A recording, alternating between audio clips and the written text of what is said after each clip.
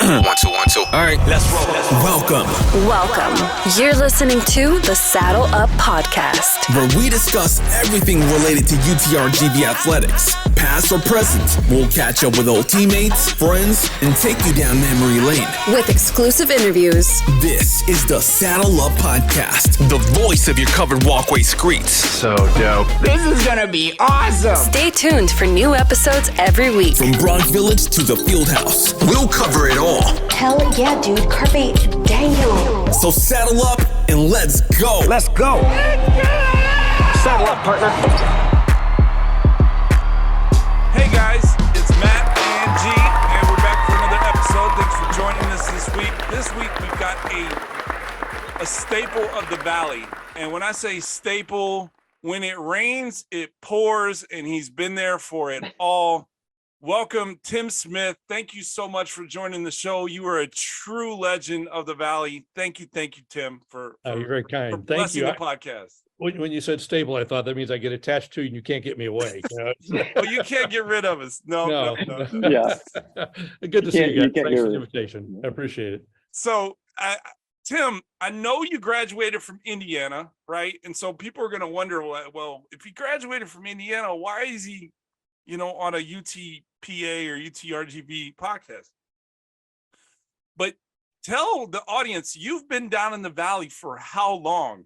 So you've seen the good, bad, the ugly of all the teams, all the coaches, everything. And you're a season ticket holder, I believe, right? There's no bad, there's no ugly. It's all good. It's all a matter of perspective, right? Yeah. That's right. I've been here 41 years. It was interesting. The year I got here in December of 1981. And you mentioned I went to Indiana. Indiana won the national championship that year, my senior year, with Isaiah Thomas. Yeah. Coach Knight. Turner. He coached Knight, of course. I got to meet him a couple of times. But I got here and I went to a basketball game shortly after I got here. I got here in December, so I went to a game. And the cover of the program was the final score of PAU over Indiana.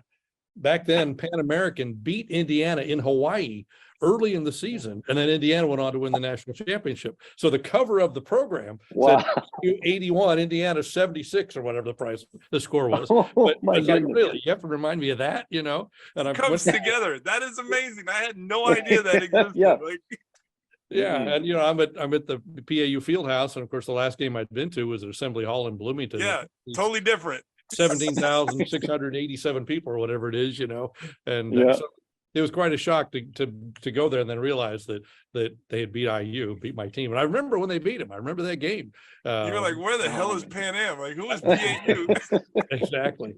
So I was pleased to finally know where the school was, and of course it's been part of my heart ever since. Yeah, and you've been down here for 41 years. That is a true testament to, one, obviously, longevity, but two, because you are the best. Like I've spent decades down in the Valley, right? Growing up, when I was a kid, my parents are from far. So I remember seeing you as a kid. Mm-hmm. And then when I came in as an athlete to the university, and I really got to know, get to meet you and your family, and then, and really get to know you, like you are just a genuinely great person. So I want to give you your flowers now. So thank you so much for being a friend of mine and always kind of looking out for me and just being so gracious. When I hit you up, I was like, Tim, you want to join the show? You were like, yeah, when? So thank you so much. Thank you. Yeah, thank you. It's my pleasure. I appreciate the kind words and the invitation. Yeah, I think what you guys absolutely. Are doing awesome. Yeah. So how about the early? I'm sorry. Go ahead, Matt. Yeah. It's kind of fun. Is there any team or particular athlete that you remember in your time, visiting the university and supporting the programs?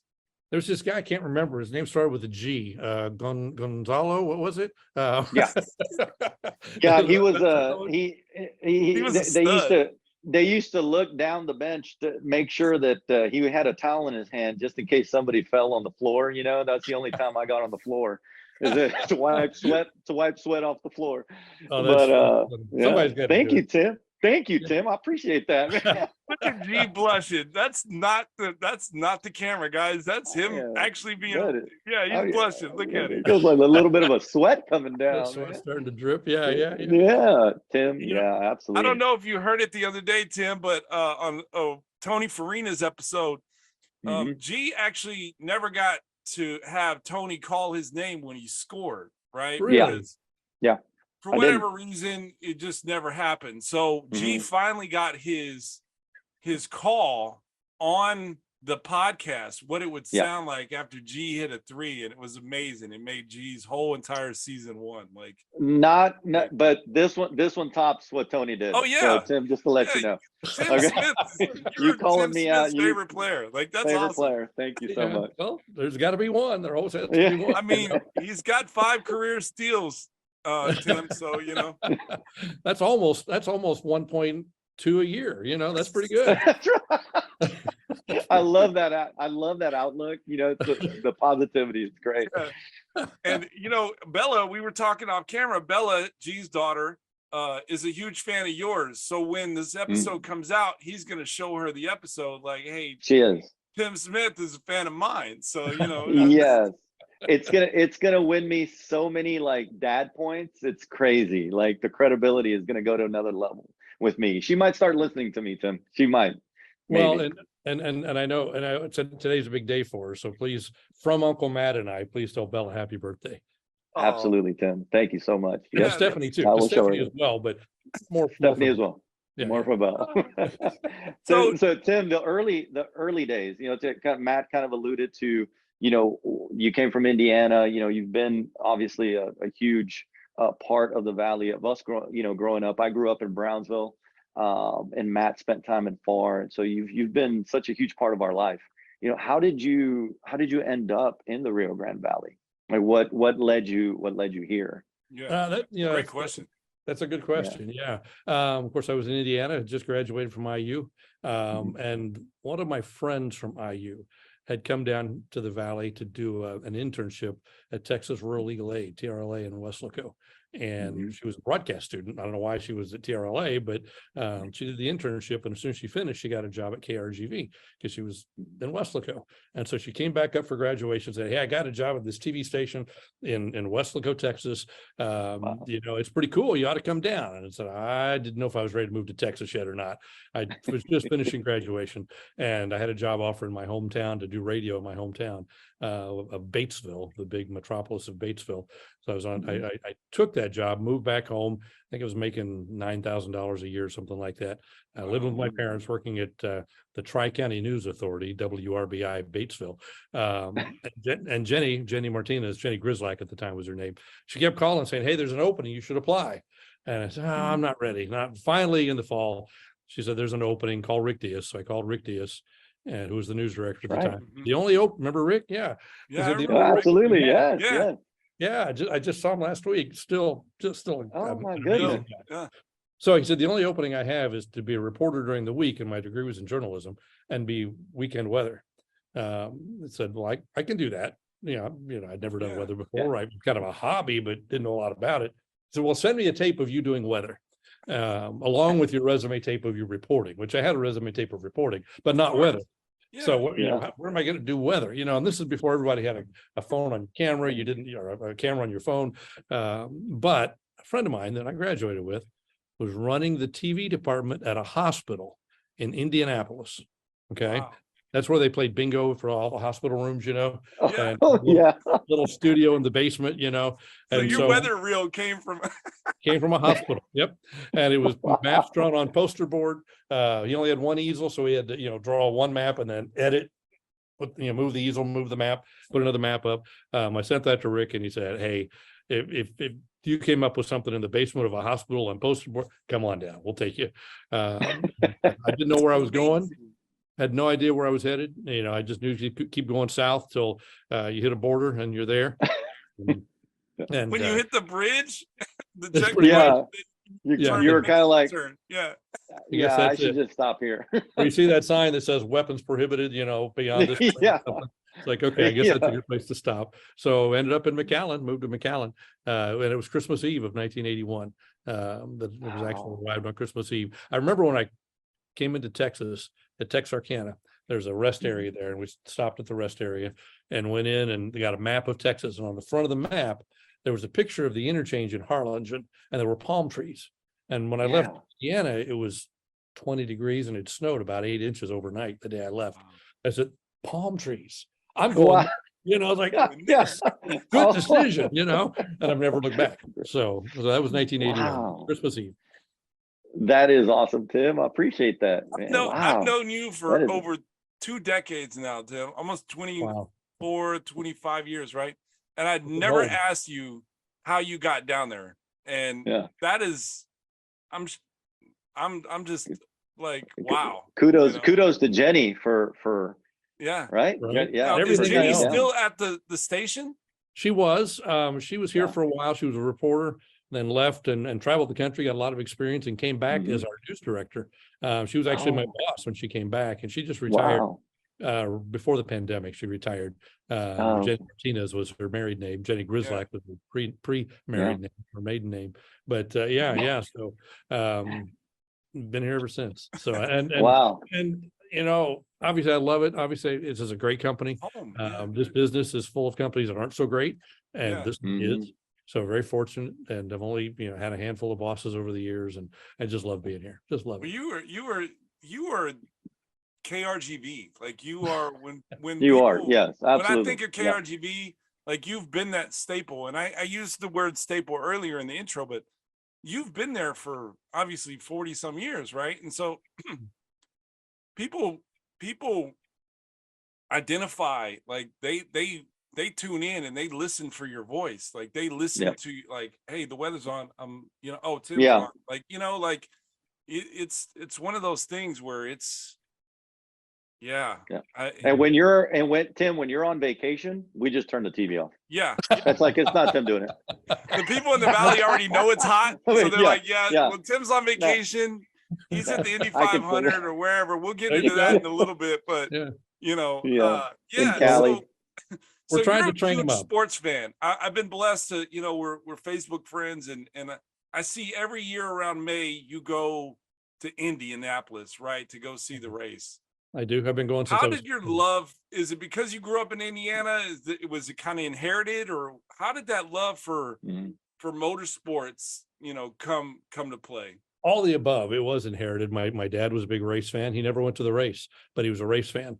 And when I say the race, I'm talking about the Indy 500. Yeah, the Indy 500. The race, But growing up an hour from the track in Indiana, everybody was aware of the race, of course, and a lot of people were race fans. And I had a chance to go when I was 15, and I was coming home from a school field trip, 15 years old, and the guy sitting in front of me said, "Hey, I got tickets to the race this weekend. You want to go?"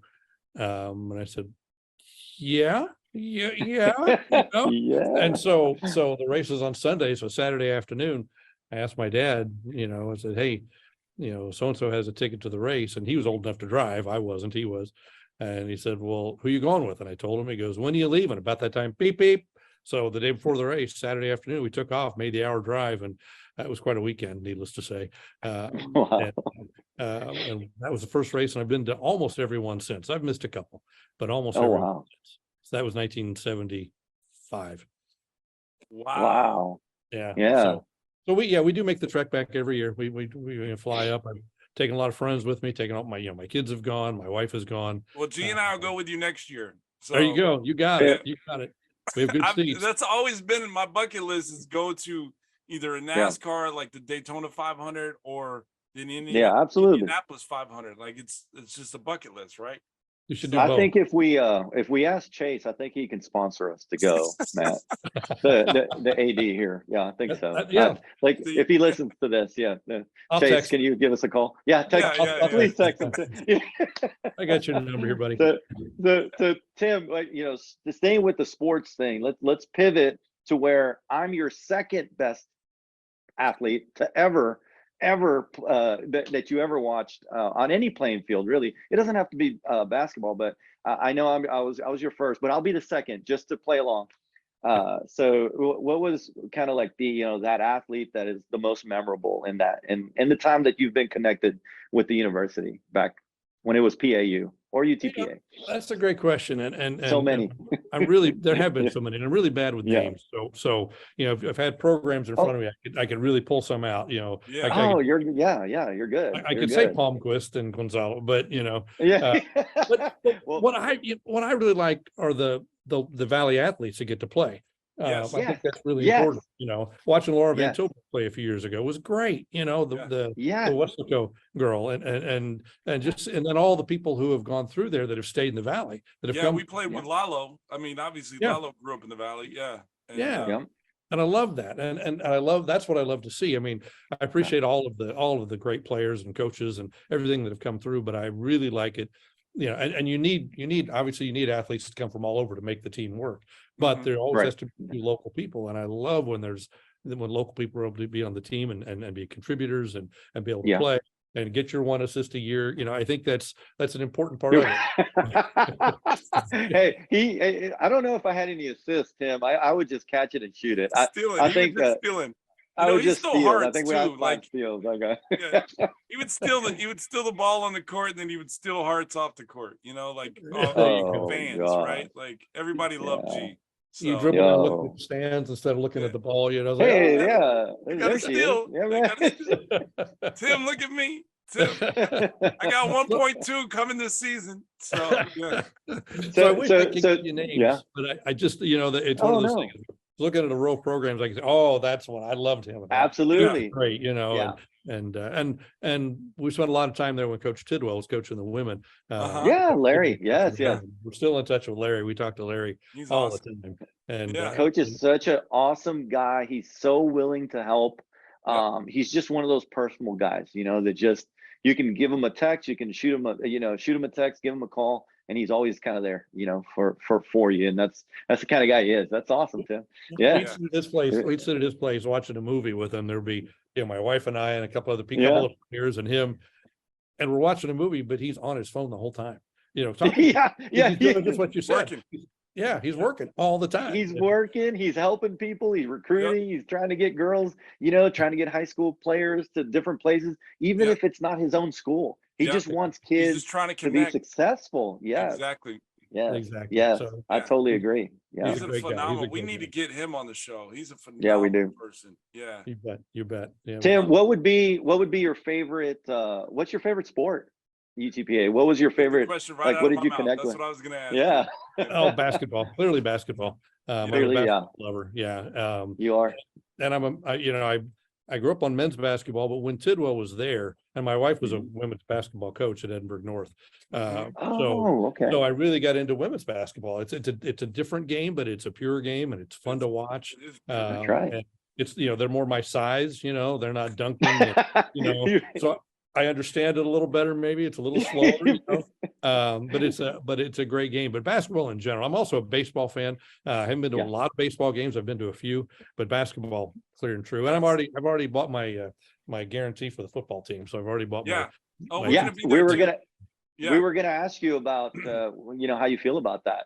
How UTRGV is transitioning into football. Do you kind of feel the excitement, throughout the Valley? Are you excited about it? Do you feel the thunder? Tim, do you feel the thunder? Baby, rally the We're Valley. Rallying the Valley. We're rallying. Saddle up. I love the coach. I love, Chase is doing great stuff. I love what the coach is doing. I've met him on many occasions, and there's so much enthusiasm there. And all of them are just so fired up for it. And I've spent some time visiting with all of them. They've been here at the TV station. They've been in my Rotary Club, and just had some great visits with them. And I think, if they could put a quality product on the field, and I think they won't do it any other way, I think it's going to be a good thing for the Valley, for the university, for the coaches, for the players. I think it's going to be good all the way around. Without question. And what I've learned from being around Chase and having the relationship that I have with him, he's not going to do anything half-ass, right? He's going to make sure that they're going to do the right things for the right purpose and so there's going to be some lumps, right? Because it's a first year program and so forth. And, you got to kind of dip the toes in the water at least, right? But I think that with his guidance, and we haven't met Coach Bush yet, but we've had John Simmons, the director of ops, on.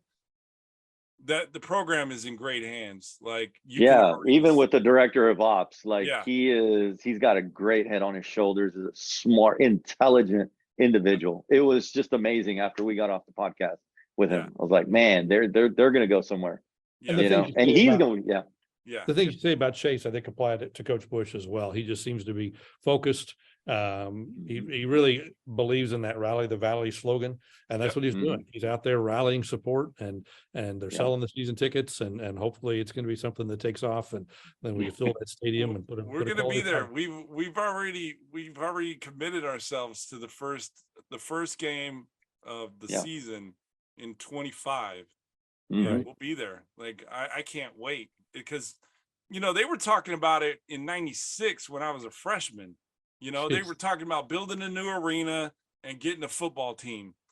And obviously they're not getting a new arena, but they're renovating it, right? And they've done phenomenal renovations up until this point, right? But the football team having that manifest is going, like, I can't even say enough. Like, I'm excited. I tell my wife all the time, she's like, okay, like we'll go to the valley, and we'll go to the football game. You don't understand, Tess. Like, this is football, This is a big deal. Saturdays, your Saturdays are going to be busy starting in 2 years. And absolutely. You know what? We'll make sure we check the weather before we go down there that weekend. Well, Tim, I think you're gonna play a huge part in that. I mean, to make sure that we can play in that, you're going to be like their number one consultant, right? I just hope they play evening games in September. They can go to games in October, but or encourage people to sit on the west side where you get a little shade. That's right. See, those are things that they need to know. That's exactly. We need to put the home side on the west side. There right? you go. So, I guarantee you, if they listen to this podcast, somebody's going to get educated. I'm sending it to Chase after this. Can I pick my seats before we tell everybody this? Can I pick my seats first? Of course. Tim gets shotgun. That's part of the consultant fee. That's part of the contract. Exactly. He gets to choose the seats. So I get calls. You heard it here first, Chase. When you hear this, you need to get Tim first dibs, first crack at seats, right? You have my number. Yeah, I get calls from baseball coach all the time, when they're the games are coming up and it's raining and they need to know what's going to. So I talk to the baseball coach a lot. I love him. It's just amazing.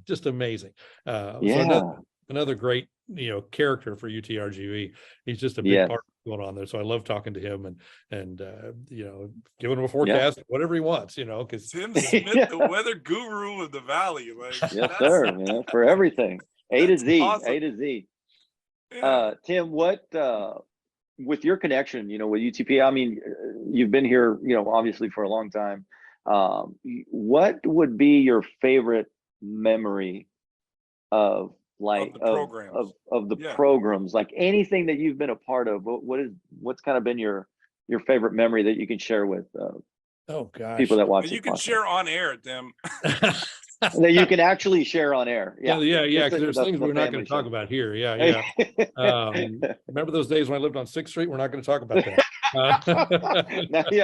Because I know by the way, we were neighbors. Tim and G used to be neighbors, so that's just for like a little backstory, right? And a little more of a backstory. My roommate at the time was Mike Mencius, which is the legend trainer from the Valley that is now LeBron James. Personal trainer. Awesome. But that's a little backstory for everybody. That's a little backstory. So that's the place where we were roommates. But anyway, all right, go for it. It's funny. Probably the coolest moment was a moment that I wasn't there for, and that's the year that UTPA beat Indiana. We talked about at the beginning. I wasn't there for, but how cool that must have been, right?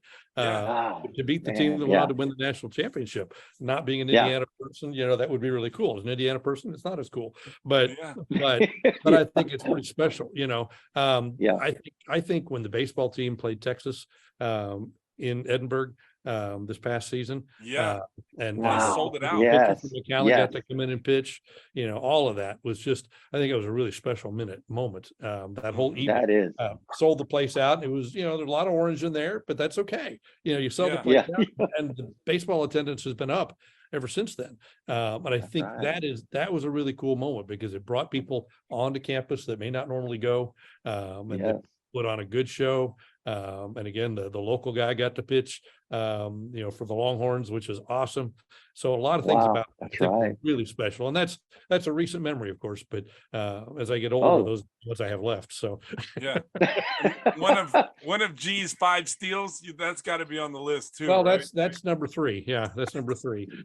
I'm sure Tim saw that. I'm sure you were a witness. You just can't really remember. But when we hang out at some point, I'm sure that when Matt comes down and we hang out, I'll try to reenact one of those steals for you. See if to jog your memory. Well, and you were the first person I thought of when somebody stole something from my car in the neighborhood. I thought, I was your neighbor, Tim. So exactly, if you were missing something, it was probably me. Yeah, or Mike. Mike. Bella, your dad did not steal anything from Tim Smith's car, right? We're kidding. Oh my goodness. Yeah, it's all right. Okay, so you were blessed because you started off as a reporter and you were doing weather on the weekends, right? And then it turned into a full-time gig, obviously the weather, right? And you're a natural at it. But if you could do anything besides be the weather guru of the Valley, right? What would you want to do? What a great question. Oh my goodness. It is a good question. Growing up, I wanted to be an engineer. I'm glad you were the weatherman, by the way. Like I love that you are who you are, right? But me too, because I couldn't have done these other things. So weather was pretty easy. I wanted to be an engineer. I wanted to design roads and bridges. I've got a brother who did that until he retired recently. I wanted to do that, but I don't call that a dream job. It's just what I wanted to do as a kid. A dream job would have been to play basketball. For a living. That would have been really cool, to be out there alongside you guys and playing but I did play basketball at Indiana when Bob Knight was there, but not for Indiana. It was on the team, and I didn't even start on the real team. I was really good, except I couldn't shoot, jump, run, or those little things. But Matt couldn't do those things either. And he had a 4-year career. And you know what, Tim? And you know what? When I go back down to the Valley, we can play basketball and we'll be all at the same level because there's no more, like, we're all at the same level. There's no more, there's no more slow. jumping. Yeah. There's no more running, jumping. There's only shooting and maybe we're only going to play half court. That's it. Yeah. So we can play basketball all you want when I go back down there, Tim. When I met my wife, she told me she played a little bit of basketball. And so I remember we took the kids. We were, I was in my 30s, I guess. And we took our kids. She had one, I had two, and we went to one of the high schools and started playing. And I found out about 30 seconds in that she didn't just play basketball. She played basketball. She played at St. Edwards. She was, she was a 4-year in Austin. Yeah. And it just took a couple of bumps to the hip. I was like, ow. She was roughing you up. She means business. She was used to playing against Smith is hip checking. Exactly. Man. So I said, I think I like this lady, I think I like this woman. So that's what happened. She kind of ate my lunch on the basketball court, So I have another question, right? Okay. So in the mornings when you wake up and you got a family, right? Does your wife ever ask you, hey, what's the weather like today? Yes. Because my wife asked me, like, hey, what's the weather going to be today? And I have no freaking clue, right? But you're a weatherman, and I live in San Diego, so all I do is tell her it's probably in the 70s, right? Right, you're done. But do you get that question from like your family, right? First thing in the morning, obviously you have a lot of technology and tools in the office, but do you get that question right before you wake, before you have shorts or jeans? Tim, shorts or jeans? Every day. And I reach over and I grab the remote control. I said, I don't know, let's watch Cecilia, see what she's saying. Our morning meteorologist. So every day. And because not just because she wants to know, but because when she gets to school, they expect her to know, when she that's right. she's a That's principal in school now. And when she walks in the door, they're like, so Mrs. Smith, what's your husband say? Is it going to rain or not? She wants to know. And if we haven't talked, a lot of times I'm not up when she leaves because I work at night. She works in the morning. I'll get a text, 8:05. Hey, I forgot to ask, I'm still asleep. I don't remember, but yes, I get those questions every morning. Yeah. Yep, every day. So that is awesome. Yeah, never I'm thought of sure, that. I mean, you're a man about town, right? You go to the grocery store, you're an everyday normal person. And that's what I love about you, right? One of the things I've always wondered, because I get asked a great deal, like I could be at the grocery store or whatever. Hey, how tall are you? Or do you play basketball? Whatever, just because of my height, right? Right. But you living down in the valley and everybody's obviously seen you or knows who you are. Do you ever get tired of people asking you, like coming up to you in HEB and saying, hey, what's the weather like tomorrow? Or is it a great conversation starter? Or are you just kind of like spit on them and tell them it's raining? Let me pick my apples in peace, right? Let me check my avocados in peace. It does go with the territory, and I love it. It is a great conversation starter, and honestly, outside, I'm a relatively shy person. Nobody believes that when I tell them that, but I am. But there's always a conversation starter. There are times I'll put on my baseball cap, my sunglasses, and put my collar up and go in HEB, and the first thing in the door, hey, how's the weather? It's like, oh man, Tim Smith is hiding from TMZ. Like, look at him, TMZ weather. Yeah.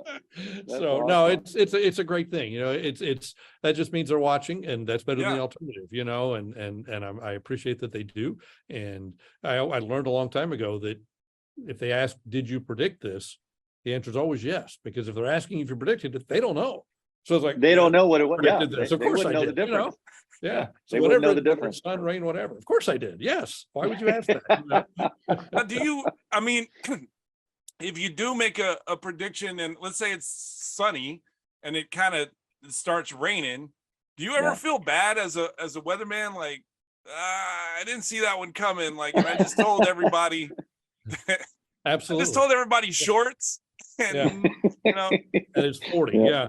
Absolutely. And that it goes to the territory, but you never want to be wrong. And of course, there are times I could probably count on one hand the times. I mean, wrong, I can't count. Being wrong, there's no count.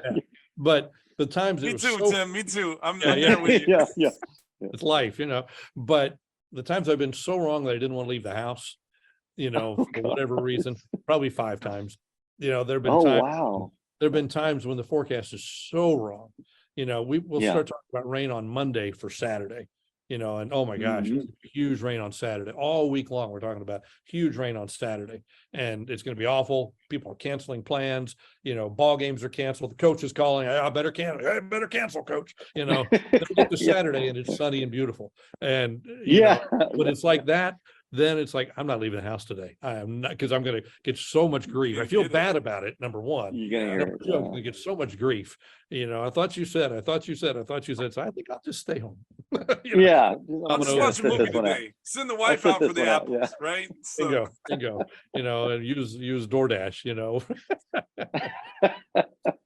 Wow. Oh man. My daughter. I know that we're running close to time, but I need to ask these questions for my daughter, Tim. If Matt, shout if you will allow Bella. me the time, because Bella. this is very serious for her. Okay. I'm ready. She was okay. So she asked me, you got to ask Mr. Smith why hail occurs when it's really hot during the summer. So there's a hot summer day and all of a sudden there's hail, right? Some kind of weather front comes in and then there's hail. But there's a 2-part question. Why does that hail come in such a hot summer day? And then how does hail kind of form into different sizes? So like, how does it become golf ball to baseball size hail and all that good stuff? Terrific question, Bella. Yeah. Great question. Yeah. I like it. Okay, well, let's talk about hail a little bit. Hail is, it forms up high in the clouds. And as you go higher and higher off the ground, the temperature gets colder and colder. While it might be 90 degrees on the ground, you get up 30,000 feet, the temperature might be well below zero. So, Right. so as warm air is rising, it goes up, it cools, and that rising air holds that moisture up in the air. It cools, it condenses, which means it goes from water vapor to water droplets. So now you got a cloud Right. full of water droplets, but that warm air is rising. It's pushing those droplets up in the cloud. So it goes up to the top of the cloud where it might be 0 degrees Fahrenheit. Yeah. Really, and so it freezes, of course. It starts to fall. As it falls, it's running into more raindrops and they're collecting on it. And then it gets down, that hot air is rising, it pushes it back up again, comes down, pushes it up, comes down, pushes it up. And the stronger that wind is blowing up, the bigger that hailstone can get before it falls. So on a big thunderstorm, that wind's blowing up, the updraft can be 100 miles an hour going straight up. So imagine a little drop time to come down. It's not going to make it. It's going to get shot up. But if it gets big enough, gets heavy enough, Gravity. Yeah. then it can fall. And so the stronger the updraft, the bigger the hail gets. Mind blown. Yeah. You heard it here first. This is amazing. I never would have thought when we started this idea in the pandemic doing happy hours, right? I never would have thought we'd had Tim Smith explaining hell Oh my on the podcast. Well, there you go. Wow. Did the answer make sense? I hope. It made perfect sense. Tim, And let me be the first to absolutely. say, Tim, you have come such a long way from the basement of that hospital. I'll have to call my friend back there that helped me record that and tell him that. Yeah, Yeah. Tell him to watch this show. Wow. that is so Wow. amazing. Yes. Yeah. Yeah. I'm mind blown right now. That is spectacular. Like, All right, I can't wait for to see I it. got a couple more questions because we are running short on time, and you got to do the news, right? And then there's that. Yeah. Yeah. What is your favorite place to eat in your 41 years that you've lived in the Ooh. Valley? Oh my gosh, you have hard questions. Goodness. That is a tough question. Yes. Oh man. Favorite place to eat in the Valley. I have to think through that one a little bit because there's so many. There's so many. Yeah. We've had answers from Taco Palenque because of the indoor playground. We've had Starlight Burger. Starlight Burger. We've had Whataburger. We've had Willie B's Barbecue in Edinburgh. We've Good had The Great Wall of China. Great Wall- House of China. Yeah. There you go. I mean, yeah, Willie B's is a good choice. That's right up there near the top. Is that pretty good? Yeah. I always liked, when it was there, it's gone now. The old Casa del Taco that was right by the university. Mhm. There when you guys That were one's there. come up. That Yeah. one's come up.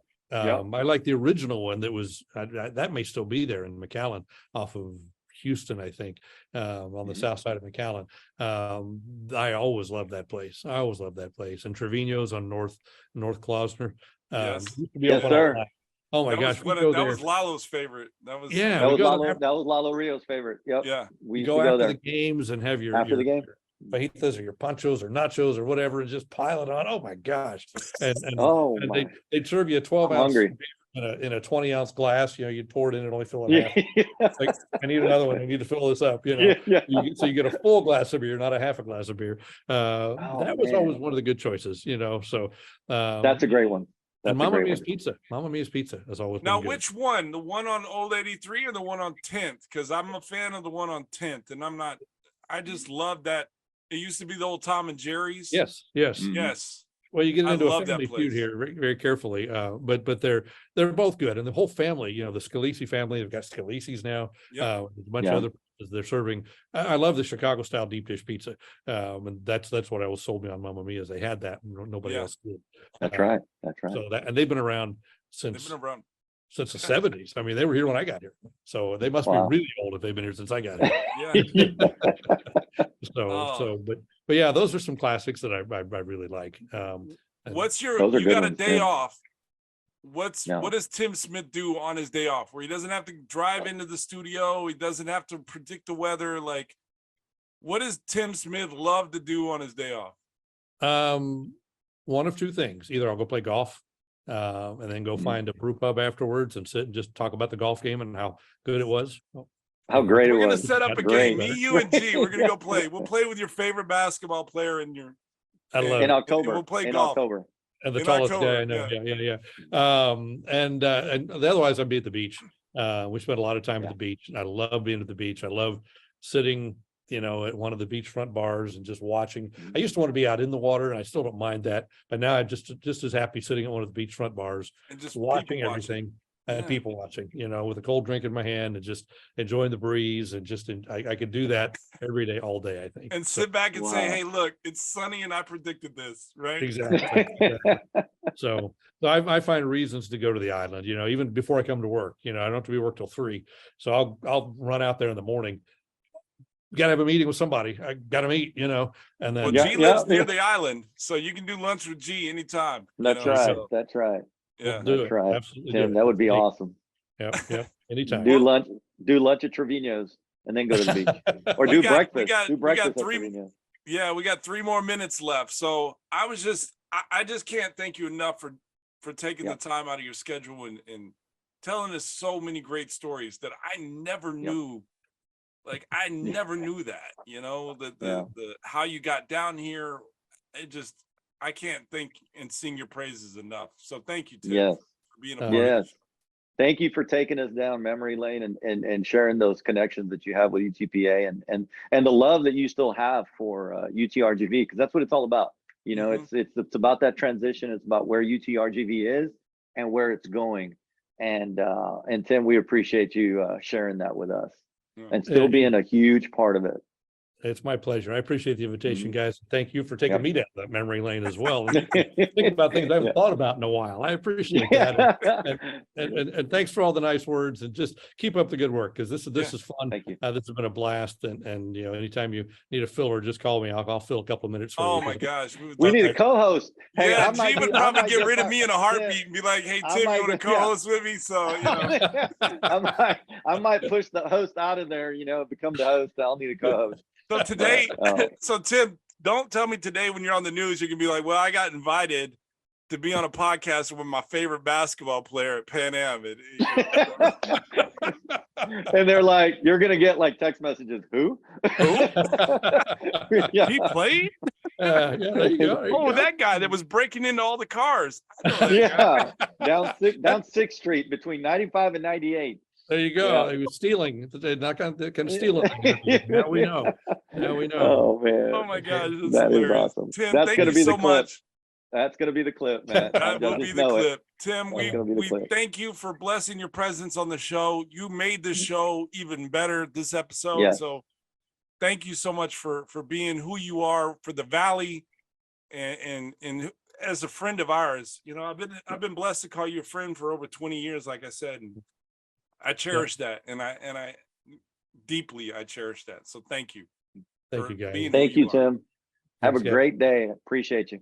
All right, guys, you heard it here first. Tim Smith, thank you so much. Tune in next week. We'll have another great episode. And Tim, I know it's always sunny because of your presence, so thank you so much.